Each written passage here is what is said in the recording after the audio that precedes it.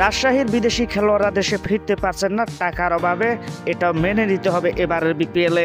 দুর্বার রাজশাহীকে নিয়ে বিতর্ক যেন থামছেই না। বেতন বকেয়া ইস্যু থেকে জটিলতা শুরু হয়েছিল এবারের বিপিএলে যুক্ত হওয়া দলটিকে নিয়ে। এরপর ঘটেছে প্র্যাকটিস বর্জনের ঘটনা, আবার বিপিএল এর আইন ভঙ্গ করে বিদেশি ক্রিকেটারদের সারা ম্যাচ খেলাও ঘটনাও ঘটেছে এবারের বিপিএলে।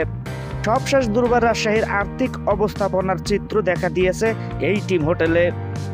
রোববার দুপুরে খবর পাওয়া যায় কাঙ্ক্ষিত পারিশ্রমিক না পাওয়ায় নিজ নিজ দেশেও ফিরতে পারছেন না দুর্বার রাজশাহীর ক্রিকেটাররা। বিষয়টি নিয়ে দলের তারকা অলরাউন্ডার রায়ান বার্লের সঙ্গে যোগাযোগ করলে তাতে মিলছে সত্যতা। গণমাধ্যমকে জিম্বাবুয়ের এই অলরাউন্ডার জানান, দেশে ফেরার ফ্লাইট নেই 5 ক্রিকেটারের।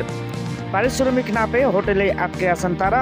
যদিও বিকেলে দুর্বার রাজশাহীর পক্ষ থেকে জানানো হয়েছে আজ থেকেই নিজ নিজ দেশে যাত্রা করবে দুর্বার রাজশাহীর বিদেশি ক্রিকেটাররা। আর দলের পাকিস্তানি কোচ ইজাজ আহমেদও বাংলাদেশ ছেড়ে যাবেন আগামীকালের মাধ্যমে। দলটির পক্ষ থেকে জানানো হয়েছে রাত 3টায় ইথিওপিয়ান এয়ারওয়েজের ফ্লাইটে হারারের উদ্দেশ্যে ঢাকা ছেড়ে যাবেন রায়াল বার্ন। তার ঠিক আগে রাত 1:40 থাই এয়ারওয়েজের এক ফ্লাইট লাহোরের উদ্দেশ্যে যাত্রা করবেন মোহাম্মদ হারিস। এছাড়া হেড কোচ ইজাজ আহমেদ ঢাকা ত্যাগ করবেন আগামীকাল। আর ক্যারিবিয়ান তারকা মিগুয়েল কামিজ ঢাকা ত্যাগ করবেন 5ই ফেব্রুয়ারির মধ্যে। এছাড়া বাকি ক্রিকেটাররা টিকিট পাওয়ার সাপেক্ষে দ্রুত ঢাকা ছাড়বেন বলে জানান দুর্বার রাজশাহীর ফ্রাঞ্চাইজি।